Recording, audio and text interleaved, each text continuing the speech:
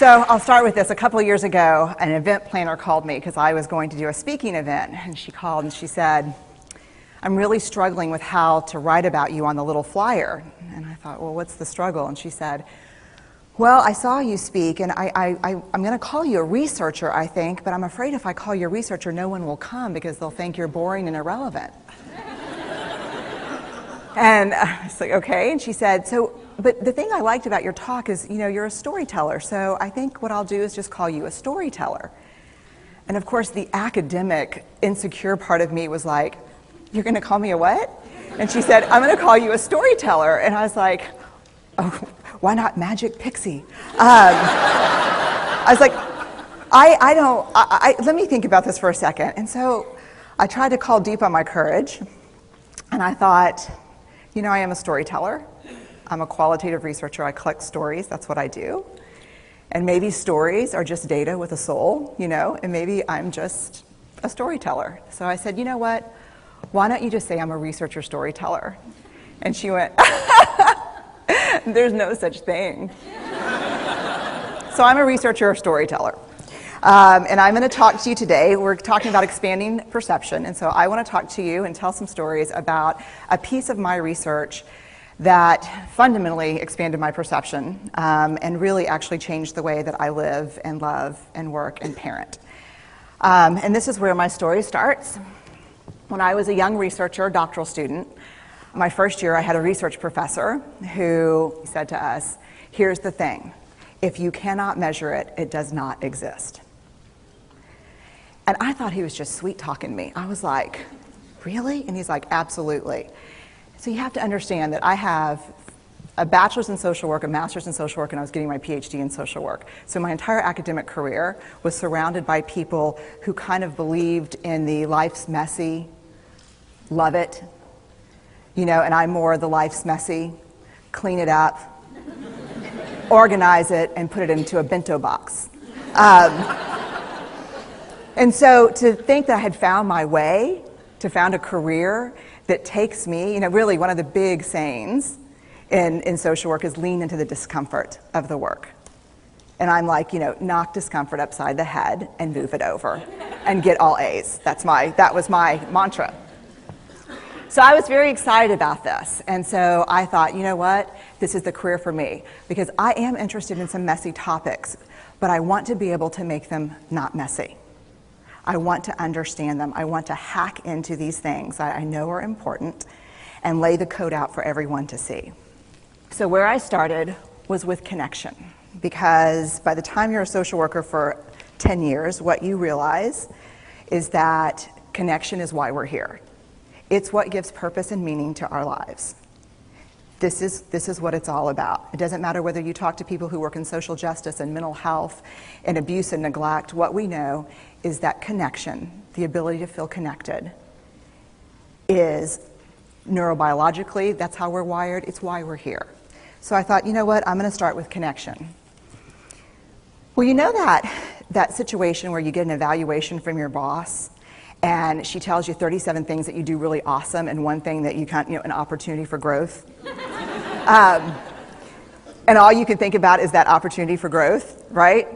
Well, apparently this is the way my work went as well, because when you ask people about love, they tell you about heartbreak. When you ask people about belonging, they'll tell you their most excruciating experiences of being excluded. And when you ask people about connection, the stories they told me were about disconnection. So very quickly, really about 6 weeks into this research, I ran into this unnamed thing that absolutely unraveled connection in a way that I didn't understand or had never seen. And so I pulled back out of the research and thought, I need to figure out what this is. And it turned out to be shame. And shame is really easily understood as the fear of disconnection. Is there something about me that if other people know it or see it, that I won't be worthy of connection? The things I can tell you about it, it's universal. We all have it. The only people who don't experience shame have no capacity for human empathy or connection. No one wants to talk about it, and the less you talk about it, the more you have it. What underpinned this shame, this I'm not good enough, which we all know that feeling. I'm not blank enough. I'm not thin enough, rich enough, beautiful enough, smart enough, promoted enough. The thing that underpinned this was excruciating vulnerability. This idea of, in order for connection to happen, we have to allow ourselves to be seen, really seen. And you know how I feel about vulnerability. I hate vulnerability. And so I thought, this is my chance to beat it back with my measuring stick. I'm going in, I'm going to figure this stuff out, I'm going to spend a year, I'm going to totally deconstruct shame, I'm going to understand how vulnerability works, and I'm going to outsmart it. So I was ready, and I was really excited. As you know, it's not going to turn out well. You know this. So I could tell you a lot about shame, but I'd have to borrow everyone else's time. But here's what I can tell you that it boils down to. And this may be one of the most important things that I've ever learned in the decade of doing this research. My 1 year has turned into 6 years, thousands of stories, hundreds of long interviews, focus groups. At one point, people were sending me journal pages and sending me their stories, thousands of pieces of data, and 6 years. And I kind of got a handle on it. I kind of understood this is what shame is, this is how it works.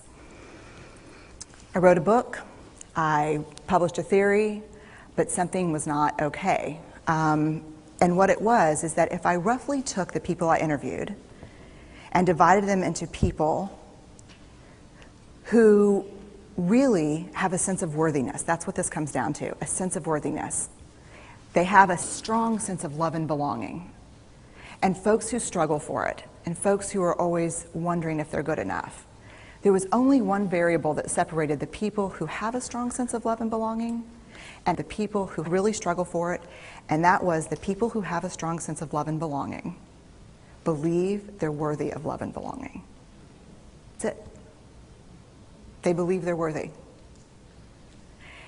And to me, the hard part of the one thing that keeps us out of connection is our fear that we're not worthy of connection, was something that personally and professionally I felt like I needed to understand better. So what I did is I took all of the interviews where I saw worthiness, where I saw people living that way, and just looked at those. What do these people have in common? And I have a slight office supply addiction, but that's another talk. So I had a manila notebook, a manila folder, and I had a Sharpie, and I was like, what am I going to call this research? And the first words that came to my mind were wholehearted.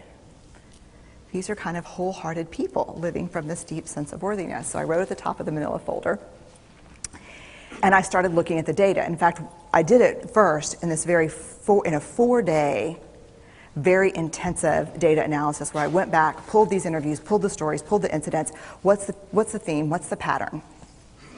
My husband left town with the kids because I always go into this kind of Jackson Pollock crazy thing where I'm just like writing and going and kind of just in my researcher mode.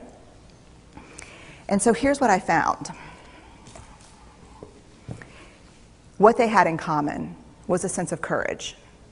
And I want to separate courage and bravery for you for a minute. Courage, the original definition of courage, when it first came into the English language, it's from the Latin word cur, meaning heart. And the original definition was to tell the story of who you are with your whole heart. And so these folks had, very simply, the courage to be imperfect. They had the compassion to be kind to themselves first and then to others, because as it turns out, we can't practice compassion with other people if we can't treat ourselves kindly. And the last was they had connection, and this was the hard part, as a result of authenticity. They were willing to let go of who they thought they should be in order to be who they were, which is, you have to absolutely do that for connection. The other thing that they had in common was this. They fully embraced vulnerability. They believed that what made them vulnerable made them beautiful.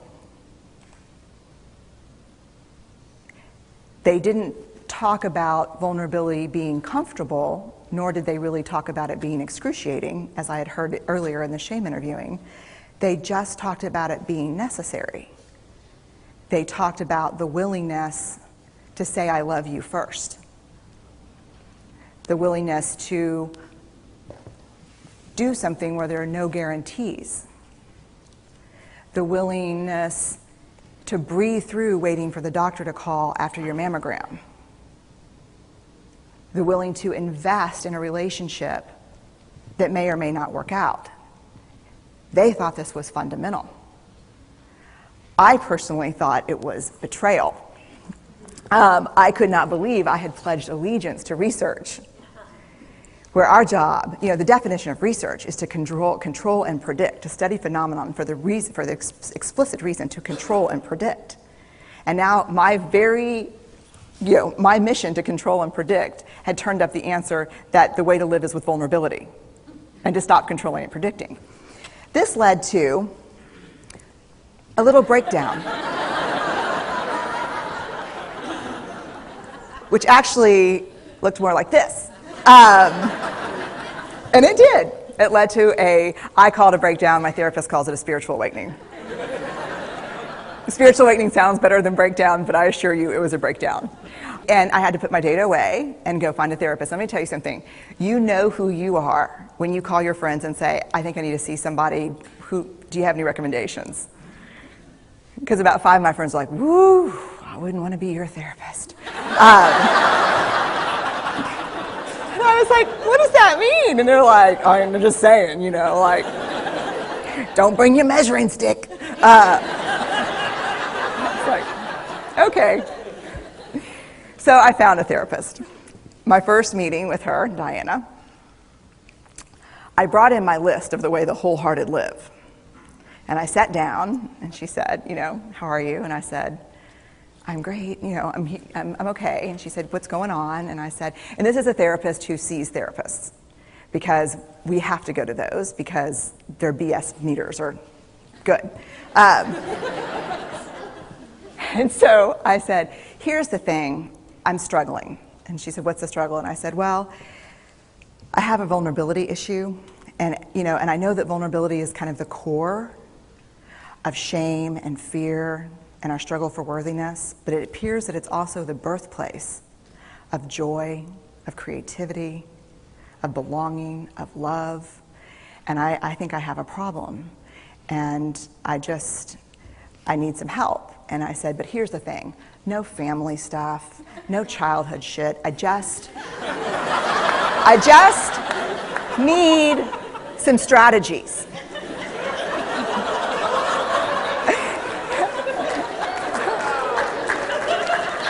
Thank you. So she goes like this. And then I said, it's bad, right? And she said, it's neither good nor bad. It just is what it is. And I said, oh my God, this is gonna suck. And it did, and it didn't. And it took about a year. And you know how there are people that, like, when they realize that vulnerability and tenderness are important, that they kind of surrender and walk into it? A, that's not me. And B, I don't even hang out with people like that. For me, it was a year-long street fight. It was a slugfest. Vulnerability pushed, I pushed back. I lost the fight, but probably won my life back. And so then I went back into the research and spent the next couple of years really trying to understand what the wholehearted, what the choices they were making, and what are we doing with vulnerability? Why do we struggle with it so much? Am I alone in struggling with vulnerability? No. So this is what I learned. We numb vulnerability. When we're waiting for the call, it was funny, I sent something out on Twitter and on Facebook that says, how would you define vulnerability? What makes you feel vulnerable? And within an hour and a half, I had 150 responses. Because I wanted to know, what's out there. Having to ask my husband for help because I'm sick and we're newly married.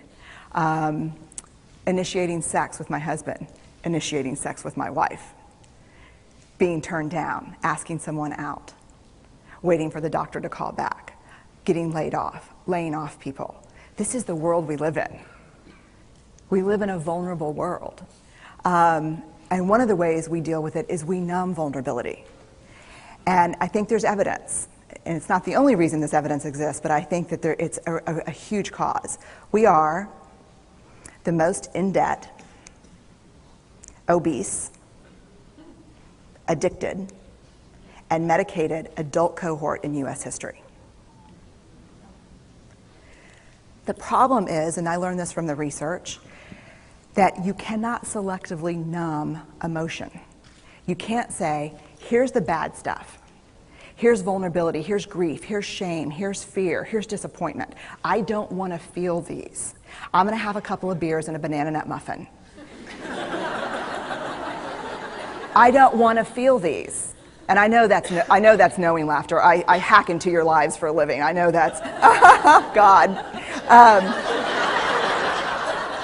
You can't numb those hard feelings without numbing the other affects or emotions. You cannot selectively numb. So when we numb those, we numb joy. We numb gratitude. We numb happiness. And then we are miserable and we are looking for purpose and meaning. And then we feel vulnerable. So then we have a couple of beers and a banana nut muffin. And it becomes this dangerous cycle. One of the things that I think that we need to think about is why and how we numb. And it doesn't just have to be addiction. The other thing we do is we make everything that's uncertain certain. Religion has gone from a belief in faith and mystery to certainty. I'm right, you're wrong, shut up. That's it. Just certain. The more afraid we are, the more vulnerable we are, the more afraid we are. This is what politics looks like today. There's no discourse anymore. There's no conversation. There's just blame. You know what blame? You know how blame is described in the research? A way to discharge pain and discomfort. We perfect. If there's anyone who wants their life to look like this, it would be me. But it doesn't work, because what we do is we take fat from our butts and put it in our cheeks. Which just, I hope in 100 years people will look back and go, wow. You know? And we perfect, most dangerously, our children. Let me tell you what we think about children. They're hardwired for struggle when they get here. When you hold those perfect little babies in your hand, our job is not to say, look at her, she's perfect. My job is just to keep her perfect, make sure she makes the tennis team by 5th grade and Yale by 7th grade. That's not our job. Our job is to look and say, you know what? You're imperfect and you're wired for struggle, but you are worthy of love and belonging. That's our job. Show me a generation of kids raised like that and we'll end the problems I think that we see today. We pretend that what we do doesn't have an effect on people. We do that in our personal lives. We do that corporate, whether it's a bailout, an oil spill, a recall. We pretend like what we're doing doesn't have a huge impact on other people. I would say to companies, this is not our first rodeo, people. We just need you to be authentic and real and say, we're sorry, we'll fix it. But there's another way, and I'll leave you with this. This is what I have found. To let ourselves be seen, deeply seen, vulnerably seen. To love with our whole hearts, even though there's no guarantee. And that's really hard, and I can tell you as a parent, that's excruciatingly difficult. To practice gratitude and joy in those moments of kind of terror when we're wondering, can I love you this much? Can I believe in this passionately? Can I be this fierce about this? Just to be able to stop and instead of catastrophizing what might happen, to say, I'm just so grateful. Because to feel this vulnerable means I'm alive. And the last, which I think is probably the most important, is to believe that we're enough. Because when we work from a place, I believe, that says, I'm enough, then we stop screaming and start listening. we're kinder and gentler to the people around us, and we're kinder and gentler to ourselves. That's all I have. Thank you.